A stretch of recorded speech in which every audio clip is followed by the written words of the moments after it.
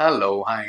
So हमें पता चला कल आपका बर्थडे है तो what are your birthday plans and क्या वेल क्या करने वाले हो आप फिर? वेल ऐसे तो कुछ सोचा नहीं है मैंने प्लान्स के लिए, क्योंकि मैं जब भी प्लानिंग करता हूँ तो मुझे ऐसा लगता है मैं फंस जाता हूँ। तो इट्स बेटर, क्योंकि पिछले 11 साल से, अभी इस टाइम मुझे इस इंडस्ट्री में 12 साल हो जाएंगे इस साल। तो पिछले 11 साल से तो मैं सेट पे ही सेलिब्रेट करते आ रहा हूँ, cake cutting followed by the dinner, and then फिर उसके बाद फैमिली के साथ टाइम स्पेंड करना और उनके साथ डिनर पे जाना। तो इस साल अभी अगर कल शूट अगर होता है, आज जैसे ऑफ मिला है, वैसे अगर कल नहीं हो ऑफ, तो obviously it is again the cake cutting. तो मैं हमेशा मैं प्लानिंग नहीं करता, क्योंकि मैं प्लानिंग करता हूँ ना तो मैं फंस जाता हूँ, मुझे ऐसा लगता है। I just go with the flow and I just believe in the process of the universe. तो मैं उनके ऊपर ही छोड़ देता हूँ कि वो मेरा डे कैसा डिजाइन करते हैं, क्योंकि 100 दिन सबके होते हैं, एक दिन अपना खुद का होता है यार। तो मतलब वो एक दिन how he is going to design it, because I believe that at that point of time you meet such people also whom you were in touch with 10 years or 15 years back, and they also come back in your life and they surprises you. तो ऐसे भी सारी चीजें हुए हैं मेरी life में कि कुछ लोग मेरे सेट पे ऐसे लोग आए हैं जिनसे मैंने उम्मीद भी नहीं रखी थी, जो यूके यूएस में रहते हैं और जो एक्चुअली मुझे सरप्राइज देने के लिए मेरे सेट पे आए थे। तो it's better, don't plan anything on your birthday, it is just like that and you just make it and it just happen. And then फिर उसके साथ डिनर पे अगर गए तो डिनर्स के साथ जाएंगे, या फिर पार्टी होगी तो हंगामा होगा, या तो फिर उसके साथ फैमिली के साथ। You know, इंसान का एक बर्थडे रिचुअल होता है फिर या साथ बहुत सारे लोगों का होता है। रिचुअल या आपका क्या रेजोल्यूशन? रिचुअल कहना चाहते हैं या रेजोल्यूशन? है रिचुअल रेजोल्यूशन आल्सो क्या है? मेरा तो सिर्फ एक ही फंडा है यार, मतलब एक रेजोल्यूशन के मामले में, कि बहुत काम करना है, बहुत नाम कमाना है, बहुत पैसे कमाने हैं, and just to take care of myself, and just to look younger every year day by day, so that you can get more opportunities to play underage characters more. तो I always believe that I'm still I always believe that हम में 25 के ऊपर मैं कभी जाता ही नहीं हूँ। मुझे लगता है 25 के ऊपर जाना ही नहीं है, और वही रोल्स लेने हैं और वही करना है।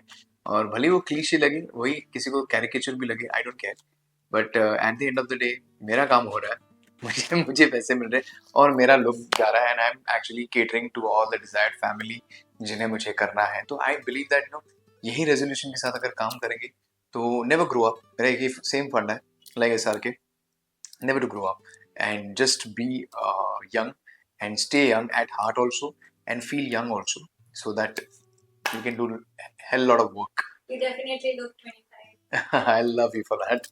Thank you.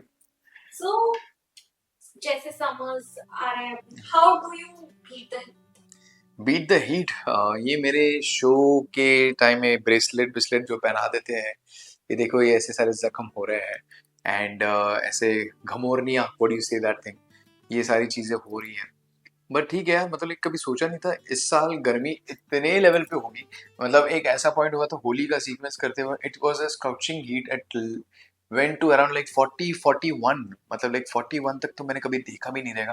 मैंने अपने मोबाइल पे देखा था द वेदर, जो हम लोग जो देखते हैं, चेक करते हैं ना कितना है आज का टेम्परेचर, तो इट वेंट टू 41। तो मतलब लाइक यार, मतलब मैं यूजुअली मेरी मॉम जैसो, मुझे एसी में सोना डे नाइट मुझे पसंद है, एंड घर पे अगर किसी ने अगर एसी बंद भी किया तो मैं I just tell them to get out of my room, just like my mother, she also does the same thing. तो मैं अपने माँ पे गया उस चीज़ पे, एंड मैं एसी भी, मतलब एक गाड़ी में भी अगर होता तो मेरा फुल एसी चालू रहता है, भले ही सामने वाले को कुछ भी दिक्कतें आए ना, ऑल दैट थिंग। तो मैं ड्राइव कर रहा हूँ, हेलो मेरी तरफ देखो, मैं गाड़ी चला रहा हूँ, मुझे फ्रेश होना ज़रूरी है, क्योंकि अगर मेरी तरफ ही अगर मैं ये नहीं कर पाया तो गाड़ी की एक्सीडेंट भी हो सकती है। कहते हैं it's very difficult for a TV actor to get a role in films तो इसके बारे में क्या is it you know what do you agree about like with that नहीं यार, I always believe that everything has its own time, you get the opportunities, and I believe that हर चीज़ का एक वक्त होता है। जैसे आप टीवी में आए हो, आप अपने आप को बना रहे हो, आप लोगों की तरफ, आप लोगों के घर में, आपके उनके घरों में, आपके उनके दिलों में आप पहुंच रहे हो, आप एक अपने आप के क्राफ्ट के भी ऊपर भी काम करते हो। जैसे कहते हैं कि टेलीविजन एक्टर्स को बॉलीवुड में काम करने को आ नहीं सकता, बिकॉज मैंने देखा है बहुत लोग ऐसे भी कहते हैं कि टेलीविजन एक्टर्स को एक्टिंग नहीं आती। नहीं बॉस, उनके पास बहुत कम टाइम होता है, उन्हें वो क्राफ्ट समझने से पहले ही उन्हें वो टेलीकास्ट पहुंचाना होता है वो टेलीकास्ट की चिप जो होती है वो चैनल में पहुंचती है, री एडिट होके फिर वो जाके वो टेलीकास्ट होता है। तो वो जो प्रेशर सिचुएशन जो होता है वो एक टेलीविजन का एक्टर जो हैंडल कर पाता है। I am not saying that a movie actor will not handle it, but movie actor के पास कैसा होता है, they get hell lot of time, they get a bond script, उनको एक स्क्रिप्ट दी जाती है, उसके ऊपर वो वर्किंग करते हैं physically, mentally and spiritual level पे भी वो अपने ऊपर काम करते हैं। I don't know how many actors actually work on their spiritual level, but ये कहना बहुत ही बुरा होगा कि टेलीविजन एक्टर बहुत स्ट्रगल करते हैं मूवीज में।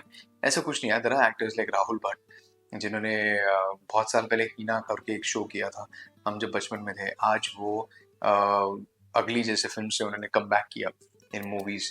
Then he did many films with Prakash Jha की भी उन्होंने एक फिल्म की थी, सीरीज की थी। अब सबसे बड़ा एक सीरीज उन्होंने बहुत बड़ा नेटफ्लिक्स का एक सीरीज किया है, ब्लैक वारंट, जिसमें उन्होंने बहुत अहम भूमिका की है। तो इट्स नॉट लाइक हर एक की वक्त वक्त की बात होती है। I always say it's a very simple phenomena मेरे लाइफ में। एक बड़ा सिंपल फंडा है, जब आपका वक्त आएगा तब वो सिर्फ आप ही का वक्त होगा, किसी और का नहीं होगा। भले आपको गिराने वाले बहुत लोग आएंगे, बोलेंगे कि नहीं, मतलब कभी कभी हम अपने आप से भी सवाल करते हैं ना कि मेरा कुछ गलत हो रहा है क्या, कुछ सही नहीं हो रहा है क्या, मतलब like am I going slow और द टाइम इज नॉट, लेकिन लोगों का टाइम जा रहा है मस्त में, मेरा टाइम बहुत ही हो रहा है। नहीं, जब आपका टाइम आएगा तब you will be only there, featured everywhere, and the rest of the people will be just watching you. So just stay relaxed. Believe the process. It's all the process. So अभी एक trend चला है कि influencers are getting into acting and casting जो करते हैं वो उनके फॉलोअर्स देख के कास्टिंग करते हैं किसी भी एक्टर या किसी भी इन्फ्लुएंसर। तो do you agree with this कि फॉलोइंग फॉलोअर्स मैटर करते हैं when casting? I think it affects the casting ऐसा?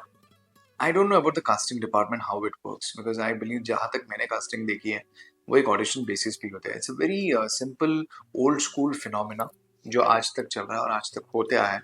मतलब मुझे लगता है जब से ये इंडस्ट्री शुरू हुई है एंड जब से हम देखते आ रहे हैं, यहाँ तक कि अभी जो रिसेंटली एक फिल्म आई थी सुपर बॉयज ऑफ मालेगांव, उसमें भी उन्होंने दिखाया था, ऑडिशन वाला कॉन्सेप्ट दिखाया था कि audition shows you where you are, how you fit the character.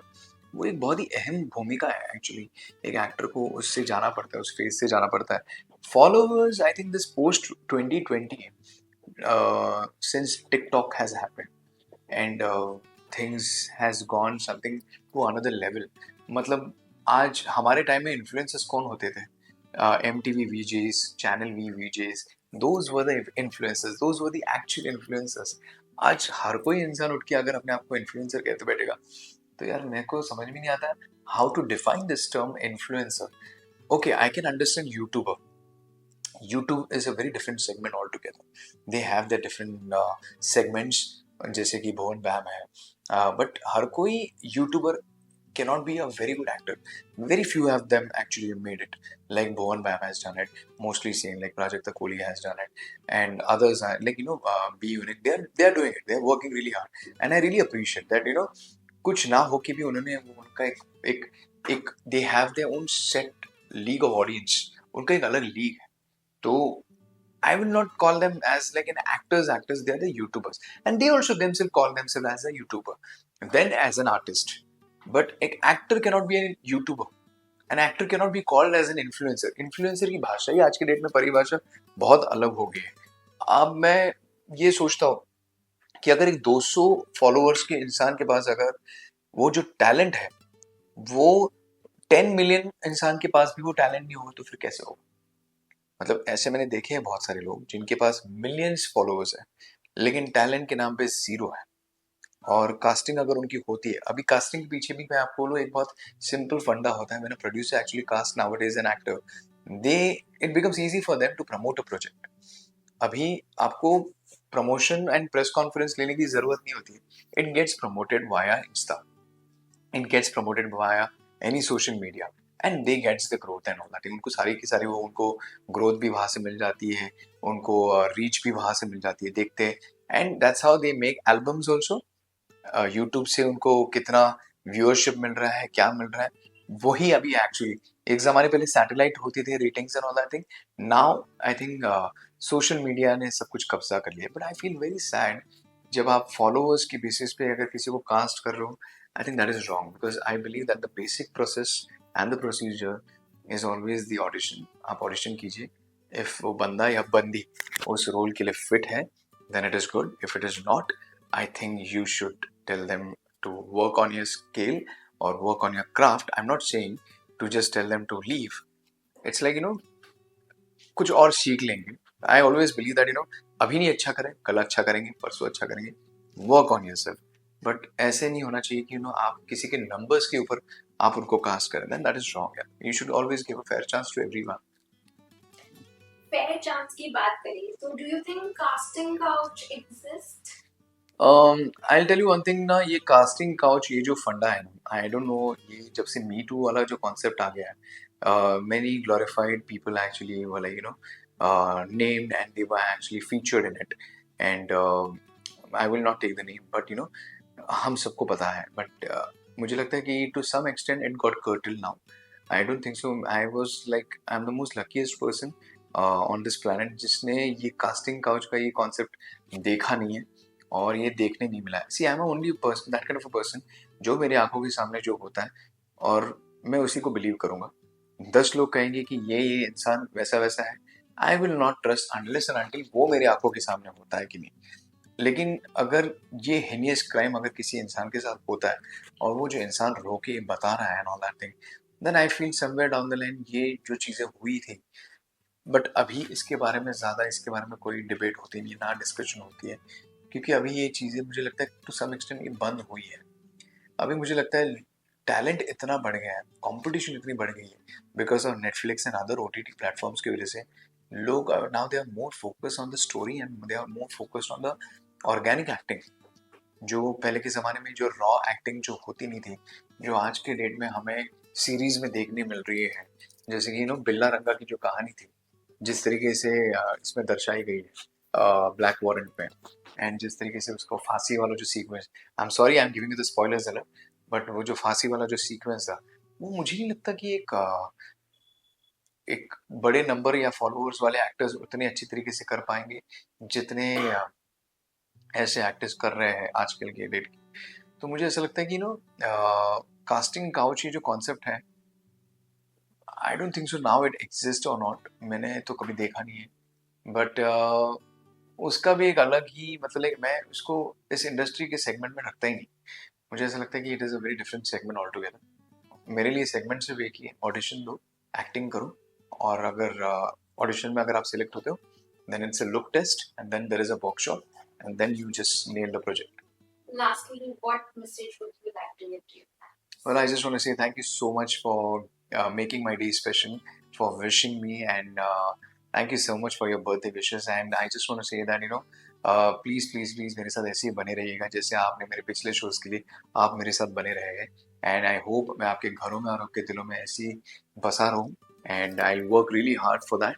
And thank you again. Thank you so much.